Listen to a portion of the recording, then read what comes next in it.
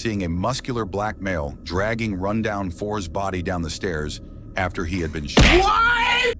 By late 2025, Dallas Drill had already earned a reputation as one of the rawest and most disrespectful scenes emerging out of Texas. The music wasn't just entertainment anymore. Disses carried real tension, and most beefs in the city eventually led back to shootings, deaths, or retaliation in the streets. Nah, for real. Every few months, another rapper, affiliate, or close friend was ending up dead, locked up, or shot. Social media turned it into content, while music became open disrespect toward people who were already gone. Nah, Before for Dallas real. Drill became what the internet recognizes today, only a small group of artists were shaping its foundation. One of the key names in that early wave was Rundown 4. Before the term Dallas Drill was widely used, he was already making the type of music that would later define it. The label wasn't built around him, but it was built in the same environment he was already moving through. His music was aggressive, direct, and often pointed at both the living and the dead, keeping his name constantly in circulation across the city. To many, he wasn't just part of the scene. He was one of the figures that helped shape its early identity. But by late 2025, that same attention had shifted into something heavier. His name was no longer just part of the music. It had become part of the conversation around the violence surrounding it. For real. And on November 21st, 2025, that chapter came to an end. Yup. Lost his life. At approximately 6:20 p.m., Dallas 911 dispatch received multiple calls reporting shots fired at the apartment complex on North Lancaster Avenue. Responding units arrived within minutes. Witnesses directed officers to the lower level of the building, where they located a male later identified as Rundown 4, suffering from multiple gunshot wounds. Damn. He was unresponsive. Dallas Fire Rescue arrived shortly after and attempted life-saving measures. But at approximately 6:30 p.m., Rundown 4 was pronounced dead at the scene. While securing the area, And this is what y'all want to live with. This is what y'all want to do. Y'all want to be gang and shoot each other and drop this song. Like, bro, that shit is so lame. Nigga died at 6:30 p.m. from gun violence, cuz. You niggas want to go to jail for life or die from gun violence? What kind of world do we live in where that shit is praised, gang? That don't make no sense. This how lame the streets is. Niggas like this, they either go to jail or they end up dying. They don't even get to make it to 30, 40 years old. I'm so dead ass. Go look up the percentage of how many young black folks die at an early age because of gun violence, the streets, or going to jail and then they getting beat up and killed, stabbed, all dumb shit. officers observed a trail of blood leading from the first floor up the exterior stairs toward apartment 204 on the second level.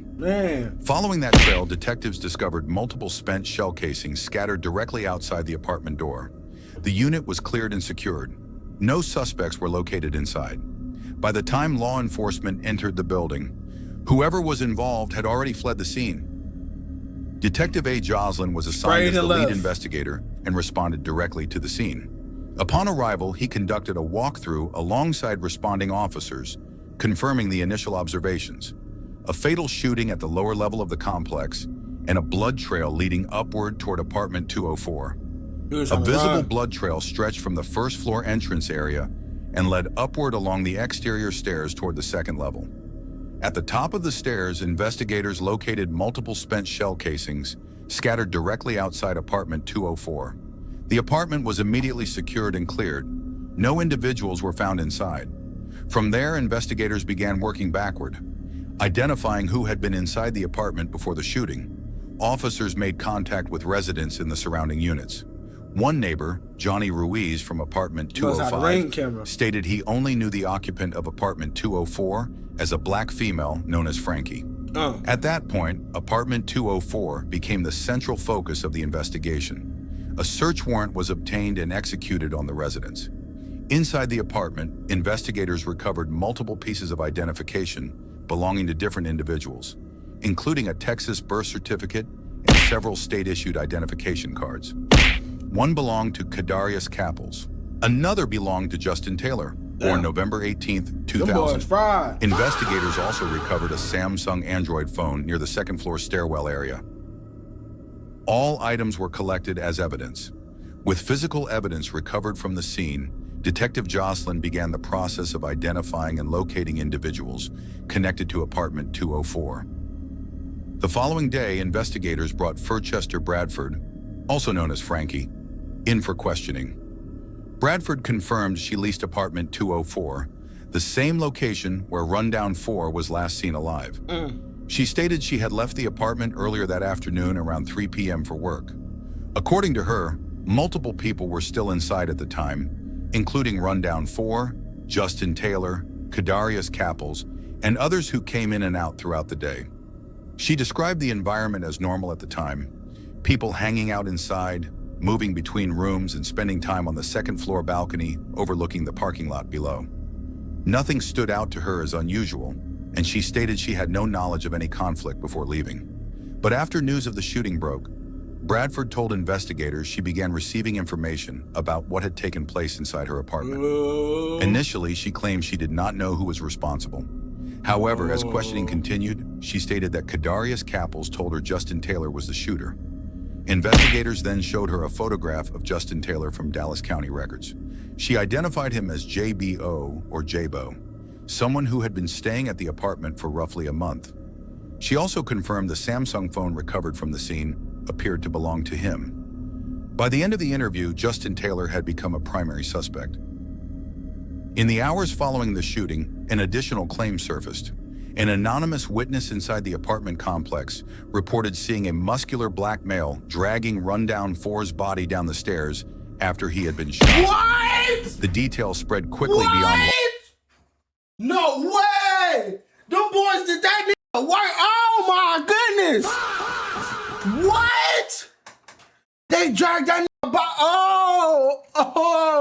law enforcement channels and began circulating online the same day. Once it reached music, it took on a different tone entirely. Jay Bleda referenced the claim on his track Ghost, rapping, "That overly tough ass shit got a nigga ass killed. They done dragged his dumb ass down the op street." Detectives later met with Kadarius Capples on November 23rd. Capples described apartment 204 as active throughout the day, with people constantly moving in and out, and others standing on the balcony overlooking the complex. He also confirmed seeing Justin Taylor in possession of a handgun earlier that day. At one point, Capples left the apartment with his friend Deuce and went to a nearby convenience store. While away from the complex, he reportedly received word that Rundown 4 had just been killed. Shortly after, he contacted Jaquinton Wade. According to investigative reports, Wade identified Justin Taylor as the shooter. Wade allegedly told Capples he was inside apartment 204 at the time of the shooting, standing near the doorway when Rundown 4 was approached. According to investigators, Wade described himself as facing outward from inside the apartment, while Rundown 4 stood near the entrance. That was when Justin Taylor allegedly approached and opened fire multiple times. Who was Justin Taylor? After the shooting, everyone inside the area fled. Investigators later identified a key detail. When they called the number Capples associated with Justin Taylor, the recovered Samsung phone immediately began to ring. Damn. At that point, Taylor became the central focus of the investigation. Before investigators could fully process witness statements, another shooting occurred in Dallas. On November 24th, just 3 days after Rundown 4 was killed, witness James and witness Wade were riding together in James's gray Dodge Charger when, without warning, gunfire cut through the 1900 block of Rock Island Street and hit their vehicle. Damn. Witness Wade was struck in the thigh. Ooh. Witness James was hit in the foot. Damn. Both survived. Allegations soon surfaced that the two weren't just random victims caught in the crossfire. Instead, it was claimed they played a role in setting in motion the chain of events that led to Rundown 4 being lured and ultimately killed inside apartment 204. This drill was done by Shuda556, who didn't make a single Instagram post following Rundown 4's death until after he claimed, in his own words, that he had tapped some skin. In his single trolling, he raps, "Did a nigga so bad in the car? Bet he check every mirror before he try to merge and switch lanes." And in anger problems, "Last nigga we caught in a car, we did so bad, a light he won't stop at another." Both men were listed in stable condition and taken into custody on unrelated warrants.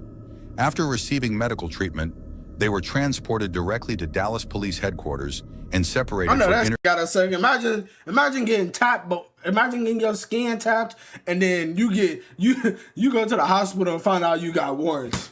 What? I just got shot, bro. Go ahead, just take me. Just take me. They even finna kill me, bro. Take me ASAP. Interviews inside the homicide unit. Jaquinton Wade ultimately agreed to speak after being read his Miranda rights. He stated that moments before the shooting, he was inside apartment 204 when he encountered Justin Taylor near the balcony. After briefly speaking, Wade said gunfire suddenly erupted outside the doorway. Wade said he ran into the bathroom at first, believing the shots may have been fired into the air. When he returned, the scene outside the apartment had changed completely. In his account, Wade stated that Justin Taylor stopped him and asked if he was good. Wade alleged Taylor then looked towards Rundown 4's body and said, "Fuck that nigga," while holding two firearms, one appearing to be a compact handgun with an extended magazine, and another believed to belong to Rundown 4. Damn, took his Same-day gun rapper too? R1S Jug would later reference the incident in a diss track aimed at Rundown 4, rapping, "Head tap and drag Lil Bro ass in the street. You ain't hear it from me, they took Vect off his ass." Detectives later presented Wade with a 6-person photo lineup. He identified Justin Taylor as the individual he believed was holding the firearms. Oh my God. Affiant spoke with witness James, who agreed to be interviewed after being read his Miranda rights.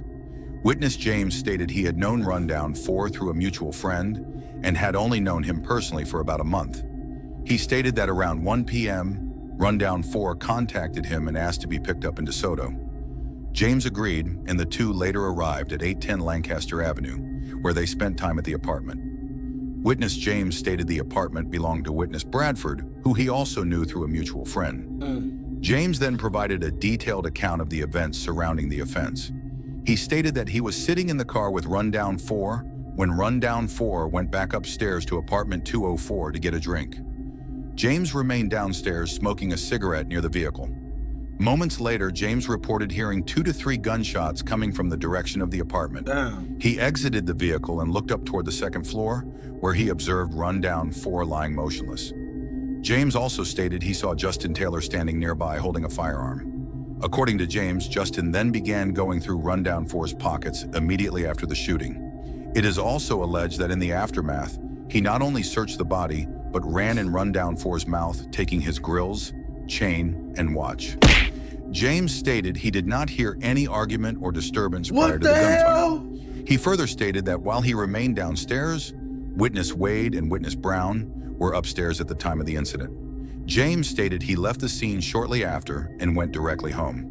He also stated he did not personally witness Rundown 4 being moved or dragged down the stairs, and only heard that information from neighbors afterward. James stated he did not know Justin personally, but believed he was in a relationship with witness Bradford. He also stated he had heard Justin had recently been released from prison and had only known him for a few months. James described the suspect as stocky in build. James was later shown a 6-person photo lineup and identified Justin as the individual he observed holding the firearm on the second floor after the shooting.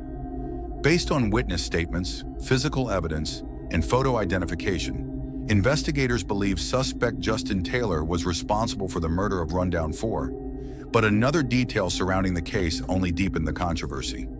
Justin Taylor is the brother of JT the Greatest, a former RGA member and EBK affiliate who had been removed from RGA after paperwork surfaced of him cooperating with law enforcement. Oh, man. The tensions surrounding JT the Greatest, his brother Justin Taylor, and members of PCE stretched back years before Rundown 4's death. On March 30th, 2023, JT the Greatest made an Instagram post indicating he was still living at an apartment he had already been evicted from earlier that month. Later that same night, the apartment was shot up.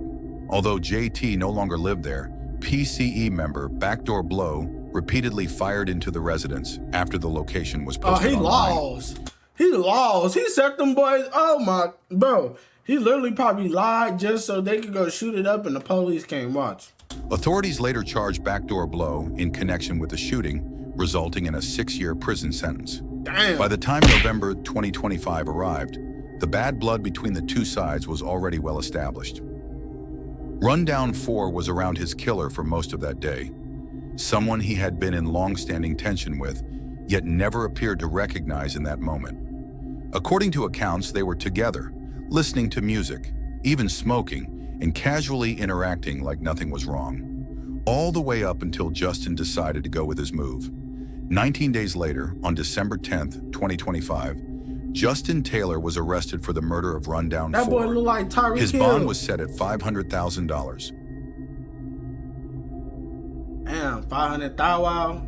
How much is that? He only need 50 to get out. Sure. I wonder By if the he got time out. Rundown 4's final project was released after his death under the title The King of Dallas Drill, it didn't feel like just an album. It felt like what was left behind. A void in the city.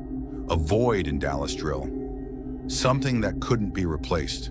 The music is still playing. The scene is still moving. But Dallas Drill isn't the same without him in it.